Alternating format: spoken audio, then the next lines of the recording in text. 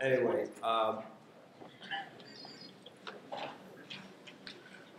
next on the schedule, we're going to have a history of Italian Americans and discrimination. Let me introduce the moderator, Vito Di Simone, Dr. Vito Di Simone. He's the former director of the Center for Italian American Studies at Brooklyn College. Is a City College alumnus. In 1969, while still at City College, Vito was named in Who's Who in American colleges and universities. Universities. He was for many years an Italian and Spanish interpreter for the state of New York courts and for the United States District Courts in the city of New York. For over 10 years, he taught Italian at C.W. Post University. Vito has dedicated extensive time on the enhancement of image and prestige of Italian Americans in the U.S. He is a co-founder of the Association of Italian American Educators and one of the signatory in Rome of the now nationally acclaimed Programma Ponte Scholarship. In 2004, the President of Italy knighted Vito to the Order of Italian Knighthood for meritorious cultural and professional activities. Today, Vito is the founder, sponsor, and host of the TV program Italian American Writers, which can be seen on public access television and on YouTube. He is also writing a book on the subject, A World Without Wars. Oh, I hope that comes true. That'd be wonderful. I think someone, by the way, it's interesting, if I'm not mistaken, in the history of the world, I think there's been, when the world was at peace, if you put it all together, it maybe adds up to about 100 years, that's all. Yeah. So, that'd be great. Anyway, without further ado, moderator, Dr. Vito Di Simone.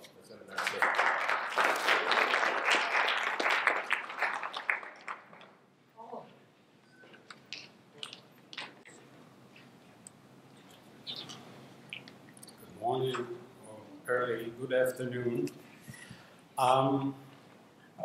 I would like to mention, before I start, I would like to mention two names that are the co-sponsors of this conference today, and the one from the Association of Italian American Educators, Josephine Mayetta, who is the motor and the energy of that association.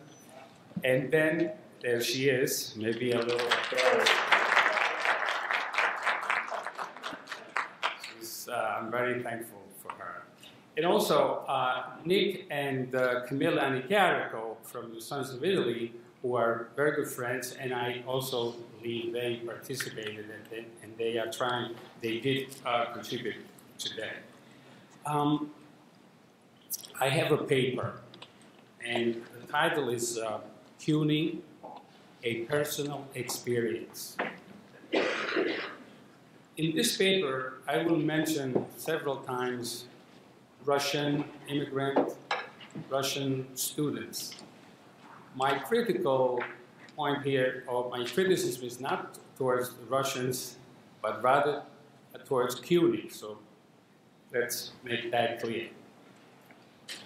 A few years ago, as I was reading the minutes of the U.S. Southern District Court's case of Scelsa against the City University of New York, what struck me most was not so much that the Chancellor's Office witness seemed unprepared to answer the judge's questions, but rather the fact that the witness seemed honestly surprised and incredulous of what were some people saying about his institution's questionable practices.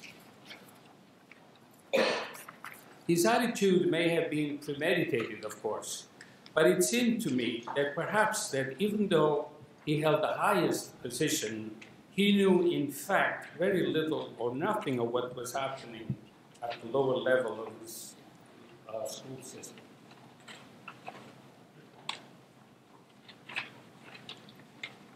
The U.S. court found his university guilty of discriminating against prospective Italian-American employees and guilty of providing inadequate services to Italian-American students. I will try to present a reason why the university discriminated. It was common experience, at least while I worked at Brooklyn College during the 2002-2006 period, that a person could hear the Russian language freely spoken among among a great number of students, as amongst the many employees on campus. Believing in the premise that the city university was founded on the idea of educating children of immigrants and of the poorer inhabitants of the city, I must admit, at first, hearing Russian on a college quadrangle or in the offices of the administration gave me a sense of pride. I thought that the system was working, especially if you consider that I was an immigrant myself. It was CUNY that gave me the chance to better myself intellectually and economically. Now it was helping others. To say anything now that is negative about CUNY, believe me, it is not an easy task.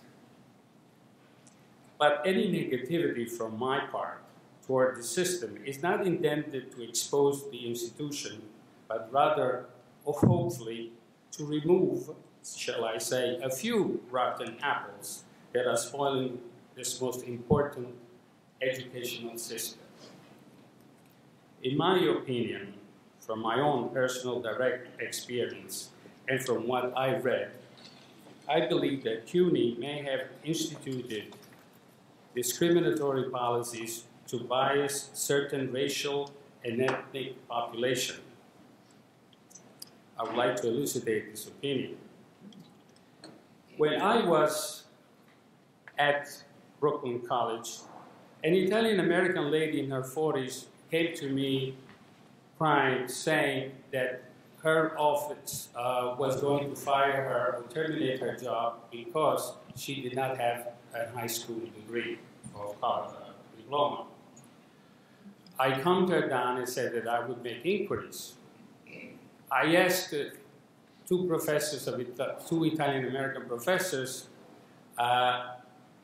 what to do, and they shrugged their shoulders, basically admitting that they did not know anything would happen.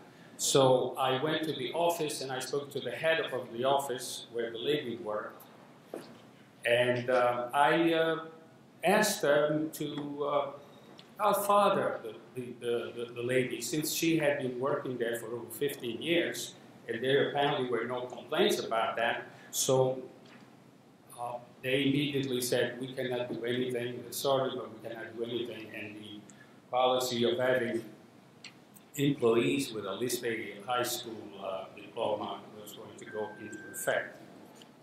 When a few days later she came, I informed her of my negative inquiries, and I suggested that she should go buy a book that was specially written to take the high school equivalency diploma. So she thought that she would not be able to take that exam. She was old.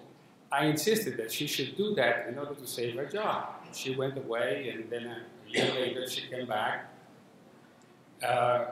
Happy, she said, I took your advice, I bought the book, and I did take the exam, and I passed. So for the moment, apparently she had her job secured.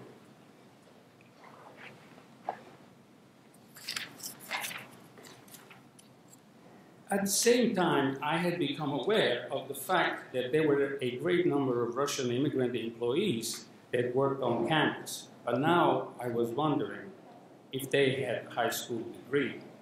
Perhaps they did. The fact, though, that the school could not grandfather the position of a lady who had worked for them for over 15 years created some suspicion, especially when the City of New York Board of Trustees constantly waivers qualifications requirement of its employees. Was the system trying to get rid of her because she did not have high school diploma, or was the lack of the diploma an excuse to terminate her employment? Or was it that the ethnicity as an Italian American, they thought that she could not get the diploma? And so thinking, they would terminate her to open a vacancy that could perhaps be filled by a preferred group. For example, like another Russian employee. You may think this idea far-fetched, but it seems to be quite plausible. Let me relate a second experience for your consideration. When I was a young man of college age, I wanted to go to Brooklyn College.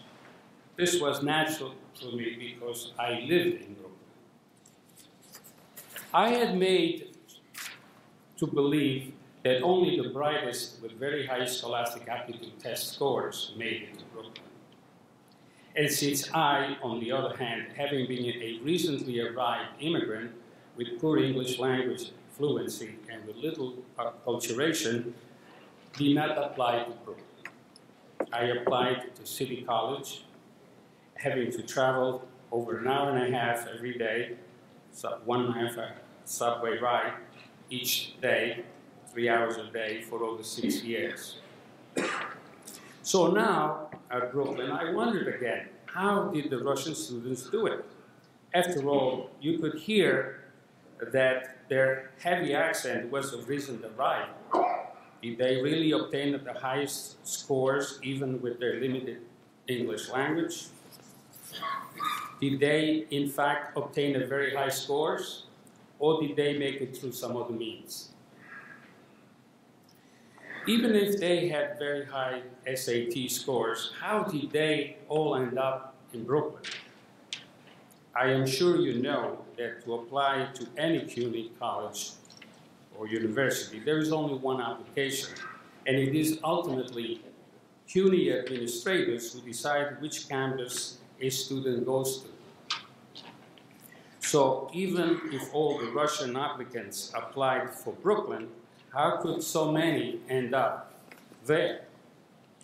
Could it be, for example, that the administrators in charge had preferential policy, whereby Russian students would be sent to Brooklyn, and the others, like the Italian-American prospective students, who did not enjoy the enhanced diversity policy, for lack of space, would be sent to other campuses, if not rejected at all. To explain these experiences, I came up with a theory that ties together these issues. It runs like this. When a low-tier administrator needs to hire, let's say, a secretary, and several job seekers of different national religious background apply for that job, given that all applicants meet all the required qualifications, the administrator in question, in the end, has the ability of hiring the person that is most liked on a personal basis. If that administrator, therefore, in the end, selects, say, a Russian immigrant and sends some others, send away some others, nobody could indeed complain about the administrator's choice. No one can accuse the administrator of discriminating against anyone. After all, he needed one secretary, and he selected the person that he felt he could best deal with in his office. The problem arises, though, and it becomes troubling when not one, but say 100 college administrators, independent of one another, end up hiring 70, 80 Russian immigrant employees. This would definitely show that something was anomalous in the system. And this is what I believe may have happened, and perhaps it's still happening now at Brooklyn College. Likewise, and for similar reason, mid-tier school administrators end up sending Russian students to Brooklyn College. If this is what happened, then it could be that the explanation why a distraught high echelon administrator who perhaps, having dedicated most of his time to institute a project of his own, rather than minding a good administration of the whole system, now has difficulties understanding what had happened at the lower levels. So when the CUNY chancellor or the president is called to the U.S. District Court to answer discrimination charges, as it happened in the Scelsa against CUNY, it would be understandable that he would be incredulous about what he was hearing. He may have felt that perhaps he was guilty of negligence, but not of discriminating by preferring certain groups. A last thought before concluding. I worked at Brooklyn College for 3 years in the capacity of director of Italian American Center. My main responsibilities were to maintain the office open and to help Italian American students for whatever advice they needed. I think I performed these duties responsibly and with proven success. In addition to that, I instituted evening language and cultural courses for students and for the community at large. I even established theater classes that were successful in putting on stage at least 2 performances while I was there, totally in Italian. My other important assignment was to raise funds for the center. In less than 3 years, I raised funds, for example, from the Kocha Institute, from the National Italian American Foundation, and from some members of the private community. I began to ask funds from the city council and even from New York State government. But as I was expanding my quest for funds, unbeknownst to me, I was also beginning to embarrass the Brooklyn College administration. This happened, in fact, when a state government official began to exert pressure on the chancellor's office, asking why there were no funds for Italian American Center at Brooklyn while there were for the other ethnic centers. So, just as I was getting somewhere to providing needed funds for the destitute Center of Italian American Studies, the Department of Foreign Languages, under which I was employed, without any preamble or hearing, suddenly dropped to me like a hot potato. This was done even before finishing the semester that I was contracted for. I would have presented the unfair treatment to some institution outside the school. But since I saw that the 2 tenured Italian American professors who were involved in the supervision of the center had immediately succumbed to the administration's demand, without even asking me first what was my side of the story. I had nothing else to do but leave, and I left. This experience made me aware that discrimination can come indirectly, even wearing your people's mask. Today, I do not fault these tenured professors. They could not have done anything to reverse the college's decision to terminate my employment. Italian-American professors are too few at CUNY to make any difference whatsoever.